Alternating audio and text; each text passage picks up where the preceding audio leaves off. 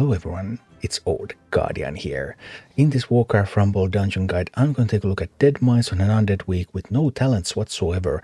I was able to clear an orange difficulty dungeon without any talents, and in this video I'm going to show you how. First, a quick recap of the dungeon mechanics. The first was Mr. Smite. Mr. Smite's superpower is lots of free and stealth stuff. Free stuff is basically the theme of Deadmines, because these minis are here are free, these device bandits are free, these are free. Also, there's going to be a free Stonehoof Tauren that's going to come over here and walk through this pipe and then attack your base from here. So there's a bunch of free stuff coming at you. The way I like to play this map, I like to make my push towards the middle here, and I like to take this stone, often with an unbound mini. And then I also turn this arrow so that when I do moves from here, for example to defend my base, then the minis go from here and then they go over the bridge and then attack from here. So all attacks are coming from here. I don't want to take this stone, because when I take this stone then often there will be a counter attack through this stone, although sometimes there are counter attacks through this stone anyway, but I really just like to keep this area. And taking this stone is a priority, because if I don't take this stone, then often when I try to get my miner out here, then something is going to spawn at the stone and just kill my miner, and that's nasty. There are a couple of approaches you can take to the Tauren that's going to come through the pipe. You can, for example, put Whelpex over here, or you can use chickens to defend against that. Overall, there's a few ways you can handle this, but I really do like pushing through this side. The second boss, Kuki, continues the same theme. Kuki has his groups of minis that come from here. They come over here, Kuki gives them an additional level, then they come through here, and every other time they come over here instead. A little bit of a different group, a little bit weaker group, Kuki gives them a level, and then they come through here. So you need a way to handle these big groups of minis. I like Living Bomb the best here. Living Bomb is awesome. You can explode them with a living bomb when they're close to a tower. Depending on the level of your living bomb, it might even take down the tower where it goes. And then you can also explode them close to Kuki, and then Kuki will also take some damage from them. I like to open up this map by taking the chest, so turn this arrow, take the chests, send a miner here as soon as possible, because there's some gold to be mined there at the start. Then I will get a bunch of gold from that, then I'm ready to get the living bomb over here and take these two towers and then push at Kuki while doing living bombs whenever there's a new group up, and that's basically the second boss.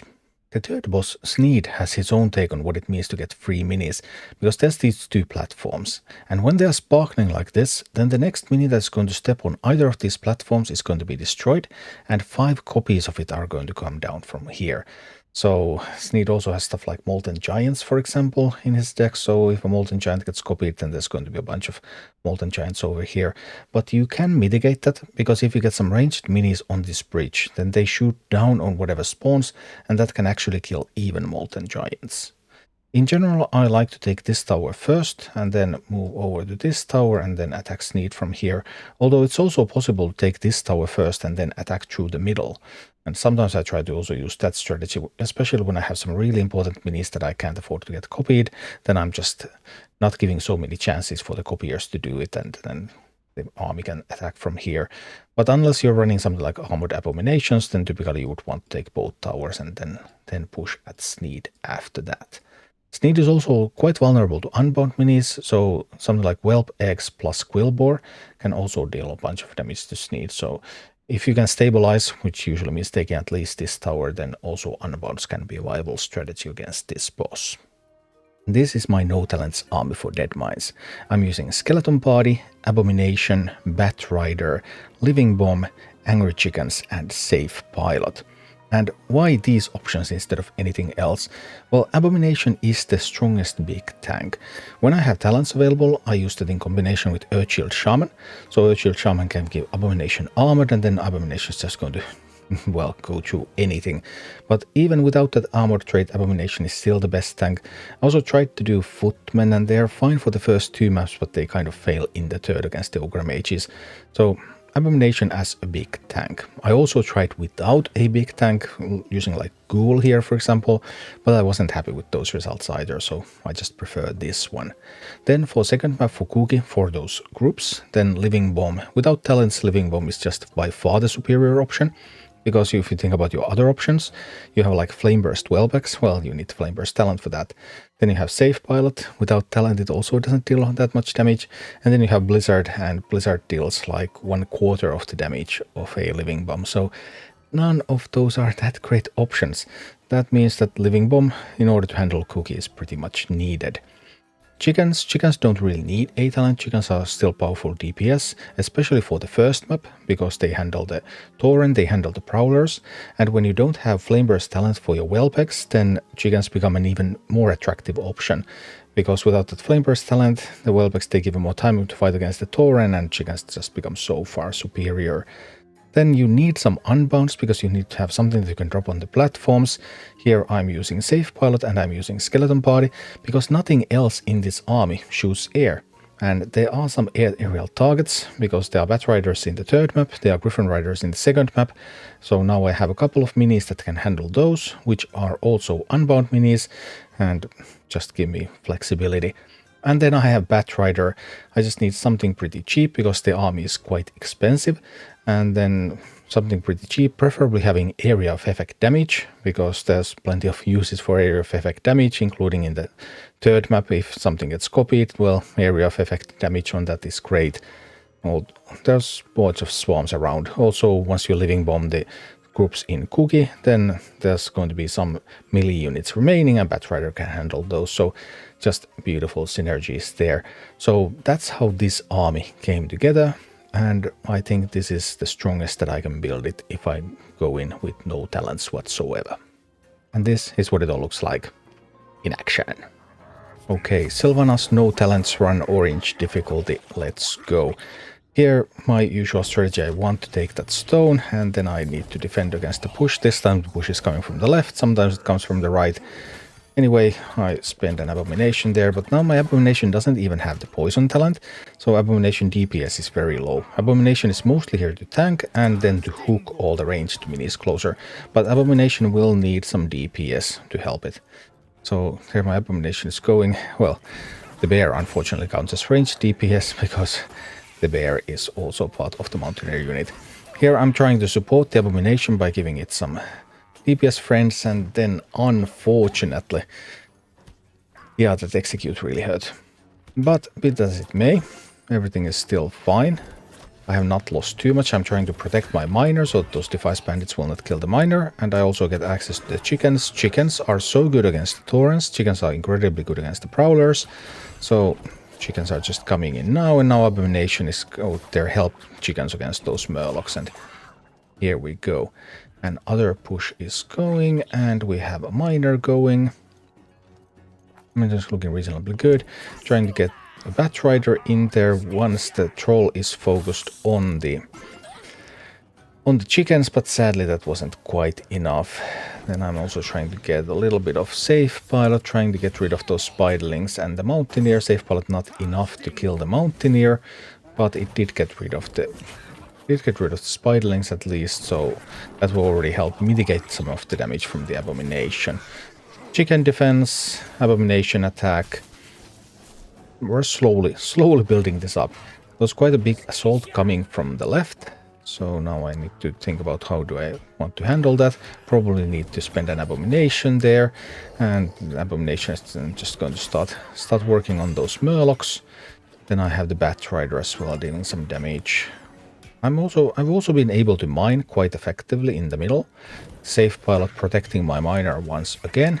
Boom. That's just good protection. I haven't been able to reach the boss yet. Obviously, we have been here for a while already. Boss has not been reached. But other than that, I'm very stable. I have resources and I have some armies going, so I believe I will be able to start getting there. Here I'm able to get an Abomination at the Meeting Stone that I captured. That Meeting Stone is really good once you start pushing at the boss. You can just get minis on the Meeting Stone and then they will be almost immediately in combat. That's why it's just so incredibly important.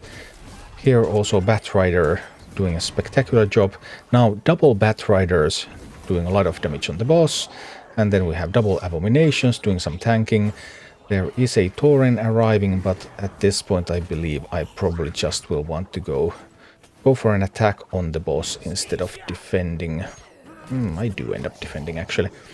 Maybe I should have just Living Bombed the boss there. The boss would have died. But be it as it may, I could safe pilot the boss. If I just noticed that the boss is so low on health, I haven't realized how low on health the boss is. Because those Batrider flaming pools just dealt surprisingly large amounts of damage to it for a surprisingly long period of time. Anyway, we're doing it a little bit on the slow side here, but a bit of tunnel vision. It's okay. We're going to catch that boss. I really thought I still had that stone, but I don't. All I need to do is get one unbound thing on the boss, and the boss is going to go down. So, yeah, this is a little bit awkward. I hadn't noticed when I was playing this that the boss was so low. It's easy to, like, your base is under a lot of pressure, and you're trying to defend that, and not realize that, hey, I could actually just get this thing done. But now I finally realized that, hey, I was about to use that living bomb there. Alright, it's a win anyway. Then we go on to the second boss, Cookie. Here I preferably want to take the chests and get a miner at the start. I don't really have the minis I want. Ideally I would have had chickens and the miner. Now I'm placing the abomination far back because I wanted to approach slowly. Because now I will need to use the living bomb here. And then I get some help for the abomination. And I can send the miner now before the AI sends a miner of its own. Alright, just Thorin.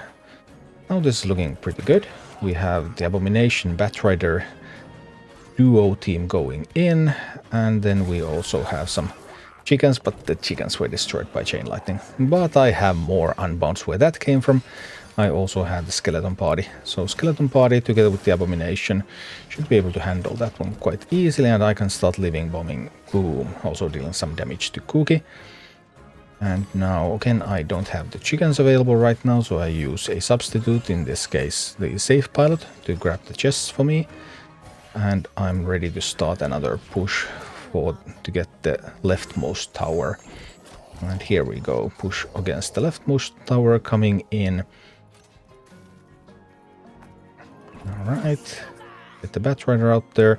Try to position it a little bit behind the abomination so they wouldn't catch up too quickly. I want the tower to be focused on the abomination if at all possible.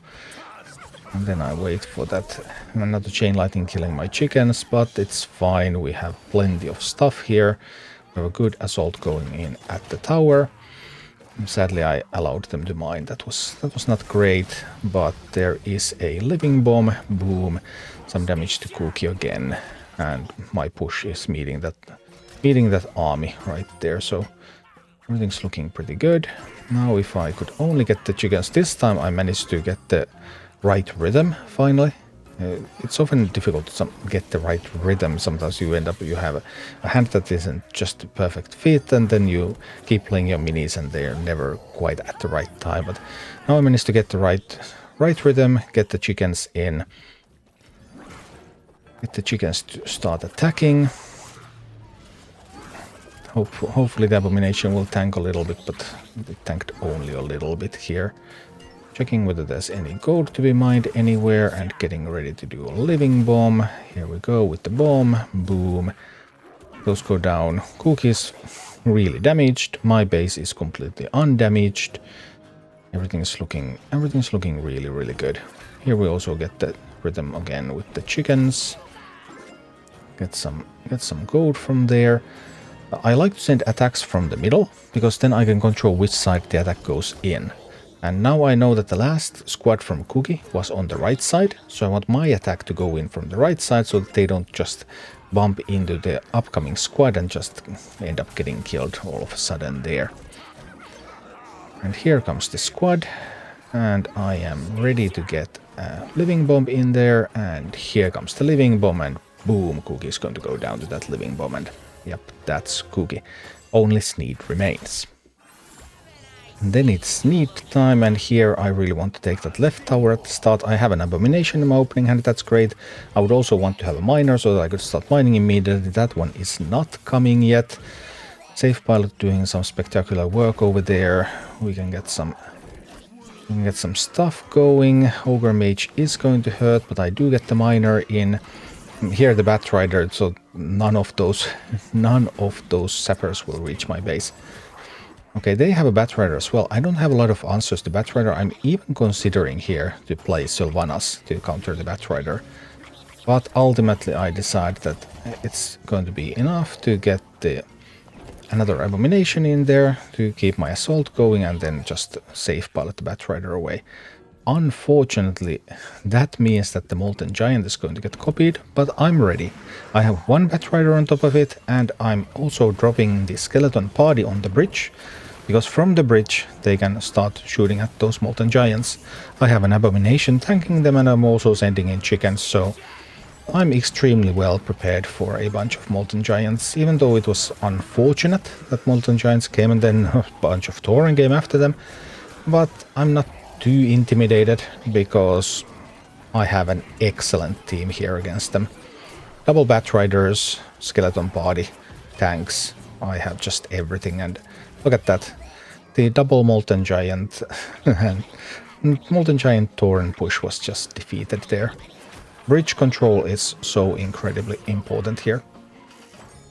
And then I'm trying to get another push going towards the second tower, but now that I happen to get a bunch of stuff going through the bridge, then I'm interested in also trying to get minis out there and actually just push against Sneed. Here I'm also trying to get a safe pilot out there to kill the Batrider, so that my push against Sneed would have most chance of success. Well, it wasn't bad. I mean, it got half of Sneed's health down. So now there is a Molten Giant coming. That is not pleasant. I will have to keep an eye on that. But I also have a push going, so this could also be a race.